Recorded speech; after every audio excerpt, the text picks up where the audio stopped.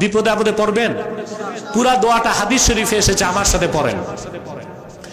হাসবি আল্লাহু লা ইলাহা ইল্লা হুয়া আলাইহি তাওয়াক্কালতু ওয়া হুয়া রাব্বুল আরশিল আযীম।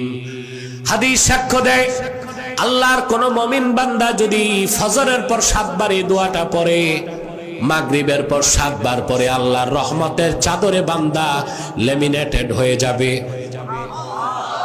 কোন বুলেট বোমা, নজর, জাদু, বান কোনো কিছুই তার শরীর স্পর্শ করতে পারবে না। কয়বার পড়বেন? সকালে 7 বার, বিকেলে 7 বার। হযরত ইব্রাহিম আগুনের মধ্যে। কাসাসুল কোরআনে ইবনে কাসির লিখেছেন,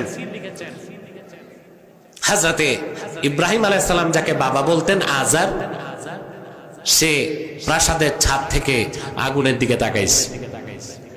আজার তাকায় দেখলো বিশাল আগুনের কুণ্ডলীর ভিতরে সবুজ বাগান। হযরত ইব্রাহিম সেখানে হাসি খুশি হাঁটতেছেন। অনিচ্ছায় তার জবান থেকে বেরিয়ে গেল, সে বলতে লাগলো, নি'মার রাব্বু রাব্বুকা ইয়া ইব্রাহিম।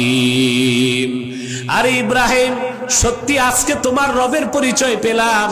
তোমার রব কতই না উত্তম রব।